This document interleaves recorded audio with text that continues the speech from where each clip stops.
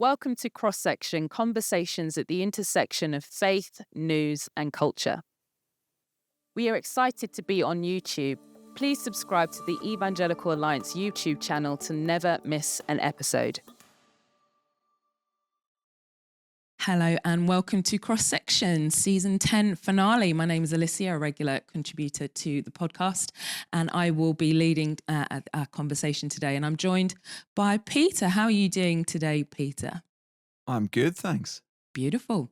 So it feels like a distant memory since we started this season. Our 12th of December is when our first recording is, and so much has changed. We've had the inauguration of Donald Trump, and we've also had kind of Trumpism politics that's affected geopolitics, domestic politics. Peter, you were the first in the team to talk about this vibe shift and kind of its impact on the cultural and political stories. What do you think will be carrying us through into 2025? I still think it's going to be the chaosity. I love that word, chaos and crisis. We're not talking about the tariffs today. That's the latest story. Has Trump blinked trillions off the stock market?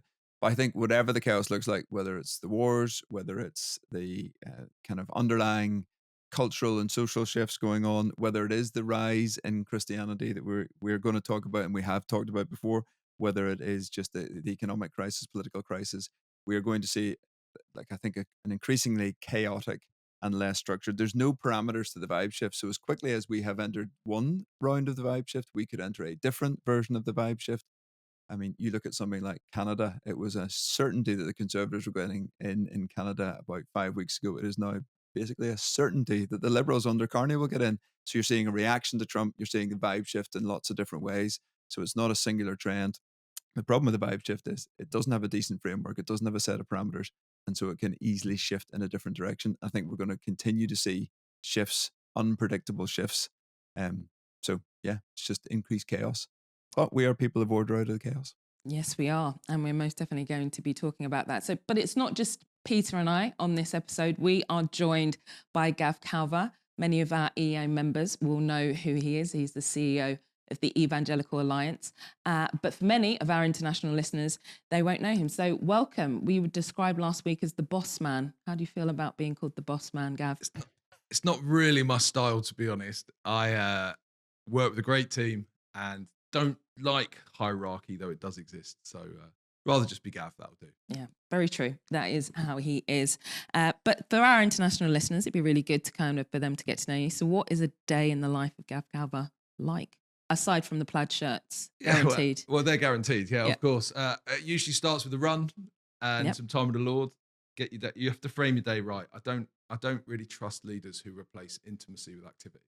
I think you have to start in the right place. But then I don't have an average day in this job. This job's bonkers. It's the greatest privilege of my life, but also the biggest challenge.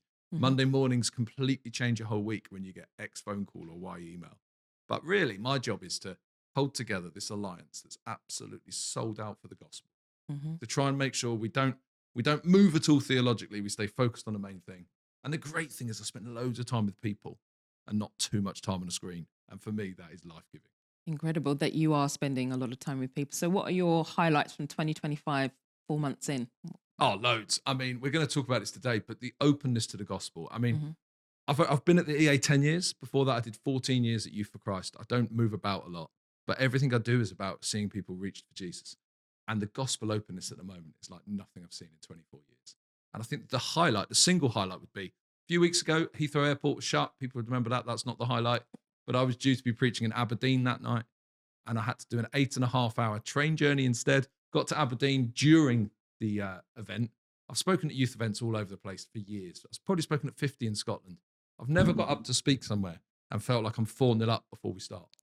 And a room of 800 probably, well, they said that they stopped counting at 100 people deciding to follow Jesus. And you're like, this is the stuff we dreamt about. It's the stuff we've read about. It's the stuff we hear about on the other side of the world. And so I think the openness is just life-changing. Incredible. And so to segue into that kind of incredible what God is doing in and across the UK, we are not focusing on politics per se, but instead we are going to be talking about the missional moment that is taking place in the UK. And we've spoken on this podcast news that has shown that there's just an increased curiosity. The Times reported this year that there's been an increase in Bible kind of sales, 87% increase amongst Gen Z. They've also spoken about how that generation is less likely to identify as atheists. And even last week, Fusion, their Savanta poll was showing that there's both a curiosity amongst students in owning a Bible and engaging with Scripture. And so today we're going to be looking at the Bible Society's report, The Quiet Revival. Have a copy here, kind of them to share with us. Our team was at the report launch this week. We'll definitely be putting it in the show notes, and it's going to be our topic of conversation. We're going to be looking at what does this report reveal, what does it share, and I'm particularly excited to be talking about this because it seems like God is moving across the UK. So just for background, in terms of a research report for those keen and avid listeners, it's a research that's conducted by YouGov as well as the Bible Society, looking at kind of two samples from 2018 and 2024. A sample of over 19,000 adults in England and Wales were surveyed in 2018. And then again in 2024, around 13,000 adults were surveyed. And they're just staggering reports and kind of data and statistics. One of the highlights being that church attendance has risen by 50% in the last 6 years, which equates to 2 million. So let's start there as a talking point, Peter. Church attendance on the rise. How are you reacting to that stat? Well, I mean, it's great news. As you said, 8% to 12%. This is a 50% growth. Mm-hmm. You gave the background data because this is incredibly reliable. These are huge sample sets. It's England and Wales only, worth noting that. YouGov, one of the biggest pollers in the UK who did the research. This has been analysed because I think it's acknowledged there was some skepticism even internally when this came out, and they were all checking, is this really true? Caveats are this is once a month, but it was once a month back in 2018, so we're comparing like with like. I consider church attendance to be more than once a month, but what we are seeing is that shift and a 50% growth, which is phenomenal.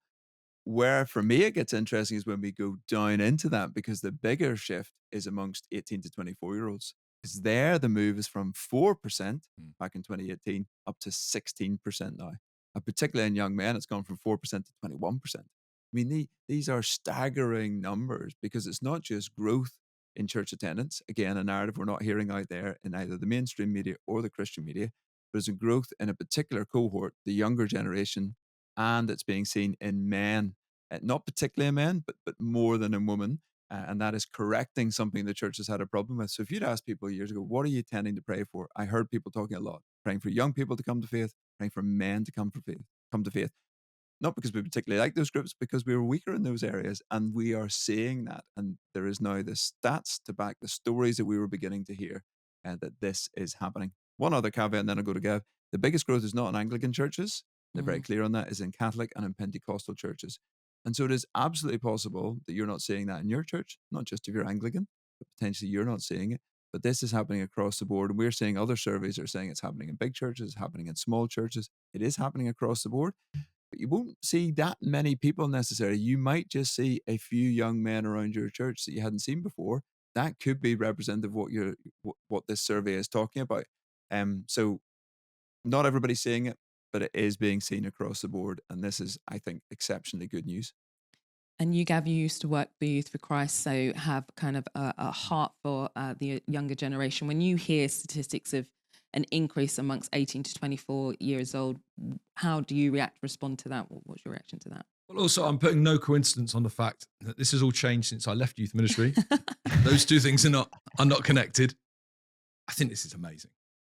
I mean, superficially, I have one dream in my lifetime.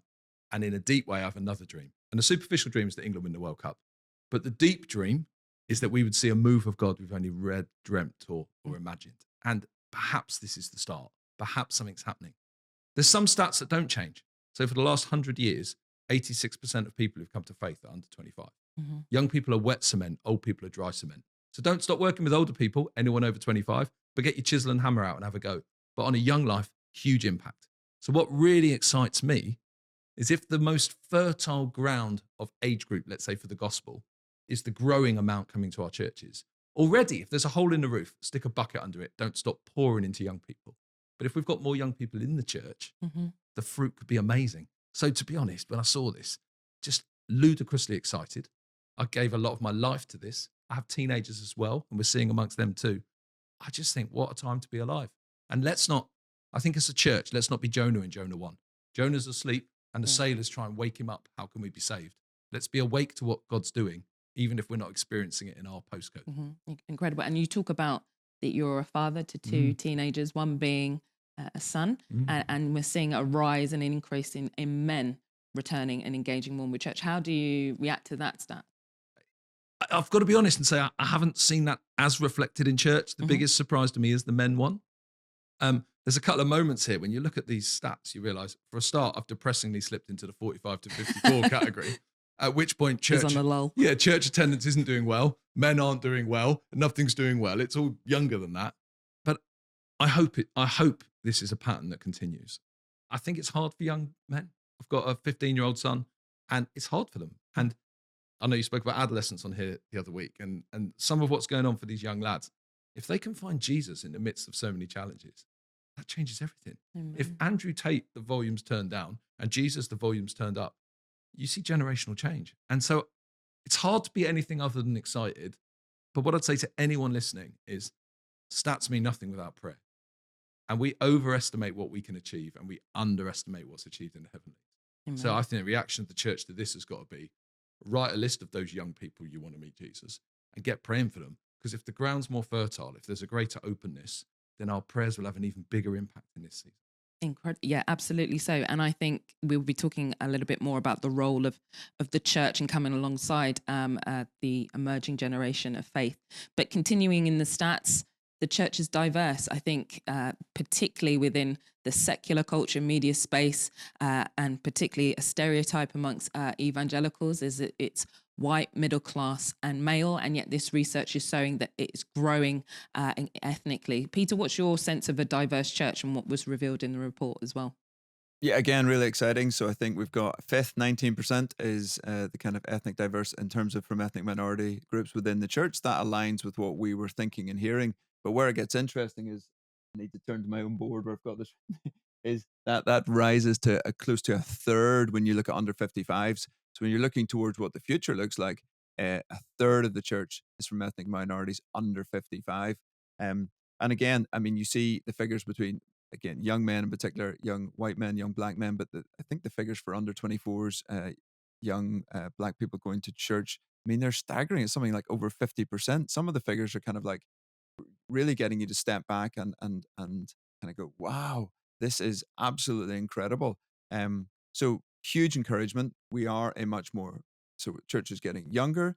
The church is getting more male. And I mean that as a corrective largely. So it's not that I want to be male. And then it's becoming more diverse. I mean, these are three phenomenal key stories that are in play. And I think, again, really exciting. Challenges. Intercultural church is something we're passionate about. Our friend Israel, Reverend Israel, leads on that. How do we do that better in terms of the intercultural nature of a church? So what's the challenges of that? What does it look like to lead in a much more diverse church? How do we do that well? So I think, again, we've got some resources around that. So it's not without challenge, but again, these are good challenges to have. And I think one's leaders can get excited about looking towards. I think one other kind of stat that I'm still observing and kind of processing is being a churchgoer overwhelmingly has better metrics around well-being in sense of purpose, meaning, engagement, connection to a local community. You can find that on page 24 of the report. And I think given our cultural moment in the UK where there's a rise in anxiety, there's a rise of disconnection, polarization, I think that's actually an incredible good news story to speak into the culture, that not just being a Christian in name only, but being a practicing, discipling follower of Jesus has these kind of incredible, not just health outcomes, but serves the community and has a positive effect there. Coming to you, Gav, just reflecting on this report. Is this report good news for the church, or is this report good news for our society? Where would you lean in that? I'm not quite sure I would make the separation. Okay, great. Because the church and evangelical Christians are good news for society. And therefore that's good news for the church. I think this is good news about something that could be ridiculously good news. So for me, this is the start. The Lord always does in the small what he will later do in the big. 1 Kings 17, when the widow of Zarephath's child is resurrected, the next chapter, Elijah's able to face 850 prophets of Baal and Asherah. God's done in the one what will later happen in the big. We often think that God does in the big what will later happen in the small, but it goes the other way around. So for me, this is amazing news in the short term, but it could be nation-changing news in the longer term if we capitalize on this. I also think, I've got to be honest, a lot of this isn't a surprise. We're sensing it. I think I'm surprised by the male stat. I'm not surprised by the ethnicity stats. I couldn't be less surprised that being a practicing Christian means that you have a better quality of life. And you know life in all its fullness. I've heard that somewhere before. So a lot of it's not surprising. But I tell you what's so encouraging. People like me, who can be accused of being too optimistic, who see things happening and tell stories, and people say, wow, that's great, but can it really be like that? You look at the reports that you mentioned at the start, you look at the fact about Bible sales, you look at the engagement around student work, you look at this report now, and you start saying, well, it's not just a few people who are optimistic telling good stories. The data's backing up the experience. And so I think if the church needed a moment to wake up and say, wow, live by today's rules, not yesterday's. This should be a new season of hope for us all. Incredible. And so, yes, Peter, you come in. Well, I think the male one is really interesting. I'd love to hear more research around it. I mean, we've talked, and I think maybe Danny used the phrase that Jordan Peterson's like a bit of a gateway drug. I have heard that story. I was in a church 2 weeks ago and somebody was there and Jordan Peterson was away in. He was on his second week at church. He was really excited because I happened to mention him in passing. And this guy was straight up afterwards. And then the church leader said he's just come the last 2 weeks. That's how his way in was listening. Another guy was watching online. So his brother, his nephew was playing guitar. And so the brother-in-law, I feel like, was watching, not a Christian, and was texting his brother-in-law going, great to see the guitar, ... Then I mentioned Joe Rogan and the West Huff podcast. And he said, hey, have you listened to that? So the non-Christian's asking the Christian guy in church watching the live stream, have you listened? He's confessing he hasn't, said I better go and listen to it. So his non-Christian brother-in-law, he's excited that I've mentioned that. He's listened to it and is interested in it, is now looking and basically asking, watching the live stream, now asking for the opportunity to follow up on that. So again, 2 anecdotes I know, but we're now seeing the stats about guys. And I do think that is important. Like a third of the church is now 18 to 34. And I think for a lot of church leaders, and I meet Gavin, I meet loads of church leaders. We probably met 500 church leaders in the last 6 months. That's not the story we were overall getting, that we were definitely getting some sense of these stories coming along, definitely hearing that increase. So what you do have though is our generation, Gavin, Alicia, I'll keep you out of that, is where it's thin. So we know it's big in the over 60s and we know it's big in the under 35s. Where we have the real stretch, so call it kind of the barbell or the dumbbell, is across that Gen Xers in the middle. And that's got leadership challenges. There's challenges. These guys are coming to faith. When I talk about young men coming to the stories I hear and talking to others are, they're coming on their own. They're reading the Bible. They're getting it directly through a podcast. They're having an encounter with Jesus, often on their own, and then they're coming to church. That's really exciting, but also really challenging, because so often the person you come to faith through is very influential in your life and that shapes the early part of your faith. That's not a church, and it's not an encounter with a kind of real life person, if you like. It's an online experience somehow, and then a direct experience of the Holy Spirit, which is great. But that's a big discipleship step for them to come into a church, to find a church that's going to be able to work and disciple with them. And so I think that's a challenge for church leaders. Again, it's a great challenge to have. But I think it would be interesting to go behind some of these stats. They're so significant and so interesting. They do get us curious. And we've heard from student agencies that they're seeing more men and struggling to find enough guys to do the mentoring around that. Because historically, they've seen more females come to faith and be interested in faith. And so there are some shifts. Fusion had some research out. Again, really interesting stats about levels of people interested in Bible reading, openness to faith. Really challenging. And one last thing I'll say on that openness to faith thing is being replicated in other faiths in the stories that we're hearing and some stuff. So it's openness to faith in general, most of the surveys say. We then are interested in openness to Christianity, the life-changing power of Jesus. There is openness to other faiths, so let's not be naive to that. There's probably a growth in that as well going on. It's openness to spirituality. And final thing on that is some of the people coming in have had an openness to spirituality before. Witchcraft, Ouija boards, manifesting, occult. So that's a big discipleship thing to engage with. And that's a big challenge. So even though mental health and well-being goes up when you come into church, with people with more anxiety, more challenges, and people who've dabbled in stuff that will require real ministry engagement and real wisdom to navigate some of that. 100% agree with you. And I think the key takeaway in reading this report is discipleship. I think that is the key learning for the church moving forward. How do you disciple a younger generation? How do you disciple and come alongside young men? How do you disciple a community that have encountered Christ apart from the church and the upbringing and familiarity? And how do you bring them in? I think there's going to be points of tension and transition, and that will be our closing out conversation. But moving into a discussion too, something else that the report reveals is that there is a vibrancy amongst new believers, practicing believers, and ultimately an importance in being grounded in scripture, but yet there's also a lack of confidence. Just two stats to reveal here. 51% disagree with the statement, the Bible is relevant to me personally. And then another, amongst 18 to 34s, 33% say their confidence in the Bible is often shaken by the media and British culture, compared to 16%, those of us who are over 35. So talking about that discipleship conversation, coming to you, Gav, how do we encourage and build biblical confidence amongst this younger cohort of 18 to 24? Well, I think for a start, we have to realize all the other things that have been competing for their time, attention, and have worn them down. You know, my daughter's 18 and she's on fire for Jesus actually at the moment. Praise God. May that continue. But she's only really got into reading the Bible in the last year. And suddenly we've had all kinds of chats because there's a conflict going on, because you're told this at school and there's this over here. And shall we almost the education system is taught to sort of land in the middle somewhere. We don't land in the middle. Scripture's true. And now you have to work out how to see that other thing through the lens of scripture. We've got a lot of work to do. We've got a lot of making up to do. I also think that it's devastating, if you look at some of the stats, how with little seriousness a lot of Christians treat the scriptures as well. So we can't expect people to love a book we disrespect ourselves. And so I think there's a lot of work to do here. I think we've also got to work a bit on our preaching. It's great to be engaging. It's great to tell brilliant stories. But are we discipling people? Are we giving people an appetite for the word of God? We've got to lean in here.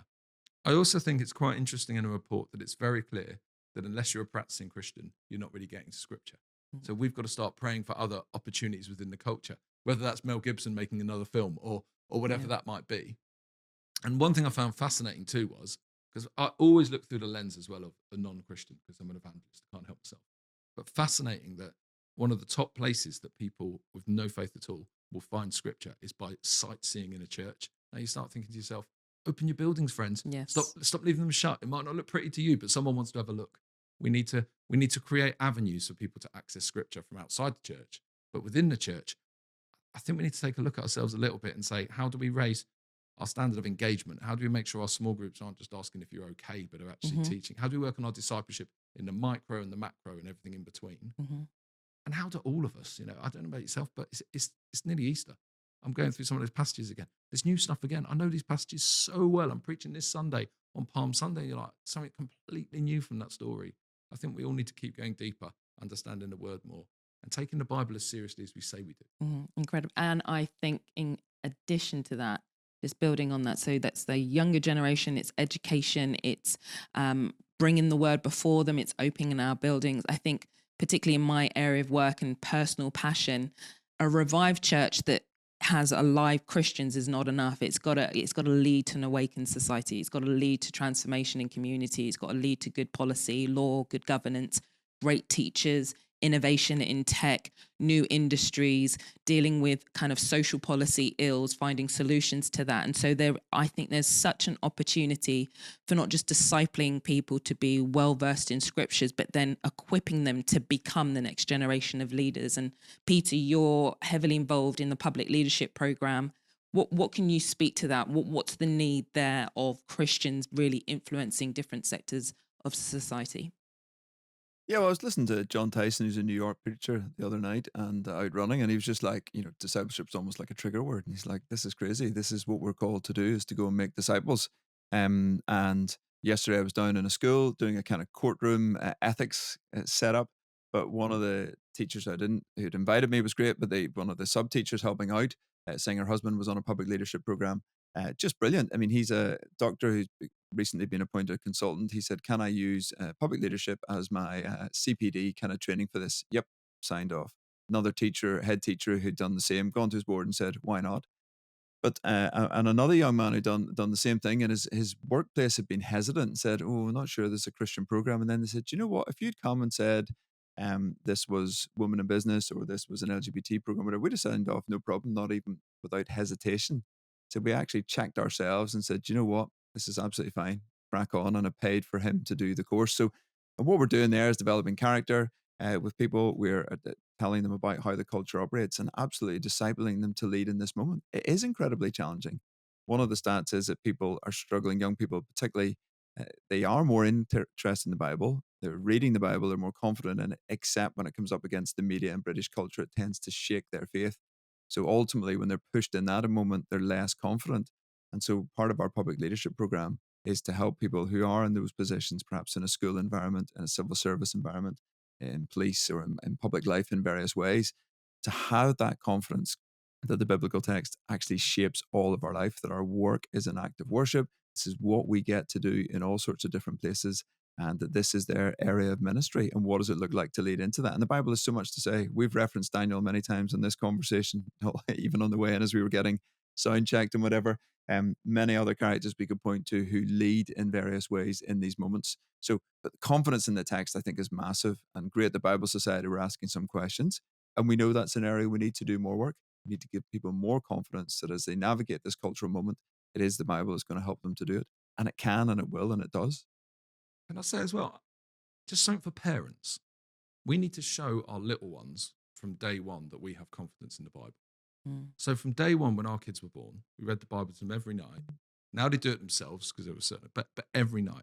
And one of the challenges we have with lots of our friends is they'll say, our kids aren't really wanting to read the Bible. And when you dig underneath, you didn't do the stuff when you had the open goal. So you didn't read it to them every night. So in our house, you can have a story about a caterpillar, but you're also going to have a story from Scripture. And if you only want one, it'll be the Bible. Not the, and I think we've got to do better at pouring into our kids when they're small, certainly till they're 12, helping them understand things. I keep praying there'd be another Ishmael in this country. And by that, I mean, not from Scripture, but actually the singer-songwriter who used to sing Bible things, taught me the Bible when I was small. We need to start pouring in and pouring in and pouring in. And if kids are from different environments or non-Christian homes or others, as churches, let's do this. Let's pour into them when they're young. Because I think we're expecting people to have a confidence in a book that we've not trained them in as they were growing up. And I think we've got to get more serious about cradle to grave engagement with the Word of God, because that changes everything. So you start there with practical reading the Bible from young. Both of you have been engaged in ministry, both within a church context, but also through charitable Christian organizations. What other tips would you give to millennials, give to an older generation of how do we come alongside young believers, new people of faith in discipling them well? So building on that. Yeah, I mean, habits change everything for me. I mean, habits aren't hard to form. They take about 6 weeks to form. And once you've got habits, they're then harder to break. So I think good habits matter. I think spiritual disciplines are out of fashion, but they shouldn't be. Spiritual disciplines and holiness, they feel to me the two things we should all be running after, but the two things we excuse ourselves from so easily. So even for myself, I try and find a new spiritual discipline every 6 months because it just mixes it up, keeps things going. But I think we need to help people go deep. But also, my years in youth ministry, we've got to make space for questions. I mean, honestly, I've got so many questions for Jesus. None of them are showstoppers. Some of them are quite deep. I want to talk about some of the ethnic cleansing in the Old Testament. Some of them are quite superficial. Why does Lot's wife become a pillar of salt, not a pillar of pepper? I genuinely want to know. I genuinely want to know the answer to that. But none of the questions stop the journey. And I think with this younger generation, if we almost say the Bible's got all the answers done, as opposed to should we sit down together and look at this? I think we've got a journey with people, and I have full confidence when people go deep in the Word of God, they come to the right conclusion. That's fine. But we've got to allow people to process and journey and go with it. Whereas I think for years, certainly in my home growing up, my mum was almost terrified that if I critiqued it too much, it would all fall apart. But actually, no, there's a confidence that actually the more you push and pull, the more the overarching narrative of Scripture is the inspired Word of God and transforms your life. So I think we need habits, but I think we need to journey with people. And I think we need to make space for people to ask difficult questions. They're they're wrestling with. We don't just want people to don't just do the 1 year Bible and long to get to the New Testament bit because you're struggling with the Old Testament bit. See how this journey's together. And you, Peter, what would you add to that? I mean, start where you're at. So, like, if you're reading a small chunk, let's move to the Bible in a year, or maybe it's like your starting point is you're starting to read the Bible and not quite understanding it. Like Tom Wright's Books for Everyone is a great next step, and maybe you're already there, and then you're moving a little bit deeper. Go and do the Bible projects online classroom. That's not the thing you jump into necessarily straight away, but that's like, oh, I've been reading the Bible for a long time. I'd like to understand a little bit deeper, maybe some of the bigger story arcs. And as Gav said, even coming into this week, prepping for Easter, speaking on Sunday as well, rereading the stories around Easter, just read through the Gospels, for a fresh lens, like just thinking about this week as this episode lands. You're coming into Holy Week. What about fasting?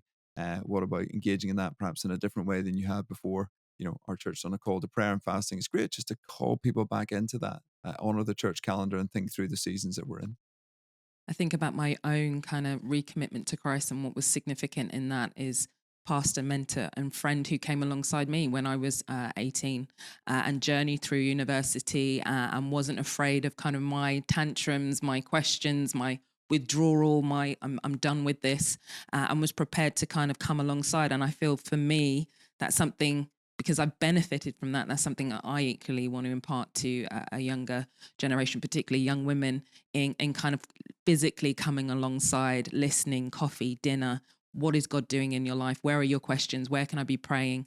And I feel that whilst the culture is so busy, there is something so beautiful about Jesus' example where he ate with his disciples. He lived amongst them. He was engaged in every part of their lives. And I think that's also an opportunity for particularly the UK church, the Western church, to return to what does it mean to be relational in our discipleship rather than the exchanging and transaction of ideas, sharing life with one another, and in doing that, encouraging many to come to faith. You're listening to Cross Section, a podcast made and created by the Evangelical Alliance. Thank you so much for listening in season 10. We will be resuming in May, but if you're looking for more content and particularly wanting to engage in the conversation, Peter and Joe Frost are launching and continuing Being Human podcast. So do check them out on all available platforms. And here at the Evangelical Alliance, we're going to be continuing this conversation. We've got research publications coming out on changing church and finding Jesus research, where we're going to be continually adding to this bigger picture that God is doing something new in the UK. So do visit eauk.org in the summer and sign up to our mailings. So as a final conversation point, we are seeing a rise in church attendance. We're seeing more men coming to church. We're seeing a younger cohort, diversity. The question is, so what? What does this actually mean for the church other than reading a report? How do they take this forward? Coming to you, Peter, what is the so what for the UK church in this moment? Well, three things for me, I think I was building out. One is this is happening in other countries. It's not quite a so what, but it's a reminder, listening to Mark Sayers talking about some stuff in Australia and research, seeing it there. Justin Brierley's talked about Norway and I think Finland. John Tyson talking about New York. We're not unique in this moment. And I mean that in a good way. This is exciting. This is happening in other places. I think stories is really important around this. We've majored on stats today, but stories, particularly something like ChatGPT. I've heard 3 stories in the last 3 days around ChatGPT. So people Googling about interested in Jesus, interested in attending in a church. So one I think was the Northeast, I heard from a colleague, then another in London from a colleague, and another again from a podcast. All 3 saying they basically got to a church. One literally told them what bus to get, what time it would start at, what kind of welcome they would expect. Very similar story from a friend down in London. So these stories are emerging. It's fascinating how that online piece is coming into play. But so the thing I'd say on that is listen for the stories. So if it's not your experience yet, let's listen in and hear the stories. And if it is your experience, share the stories. Not on oh, look at us, how wonderful this is. Like, look what God's doing, and let's encourage one another, even in the small things and stories.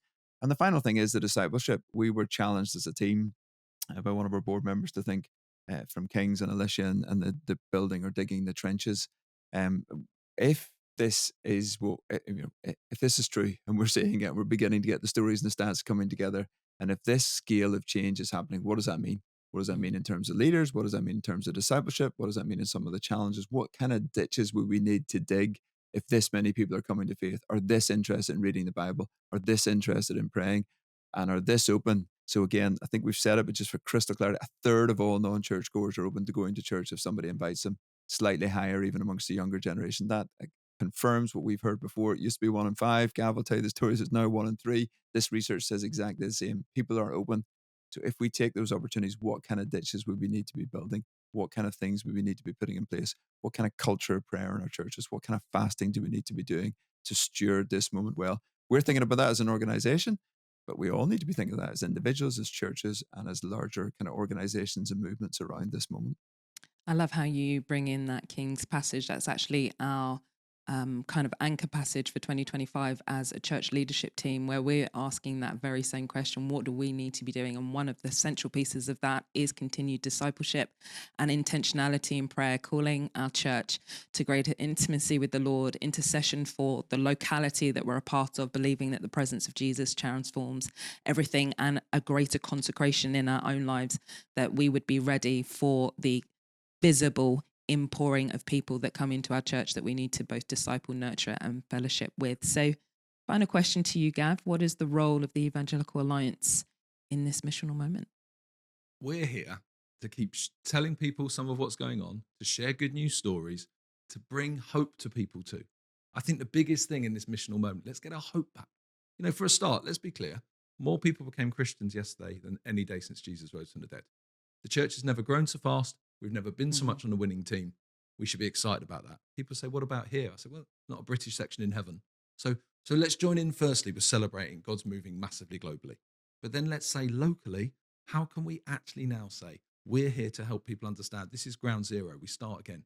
If you're living on yesterday's rules, you invite someone to church 5 times. You've never done that in this new day, so it doesn't count. Start again. You've prayed for a prodigal for 30 years and you've never seen the breakthrough. No, start again. It's a new day. We need that fresh hope for this fresh moment. And then I think also as the Evangelical Alliance, what do we want to see? We want to see every Christian playing their part. This is not a time for professional Christians. It's a time for all of us playing our part. For years people thought, let's say evangelism, that word that people don't really like.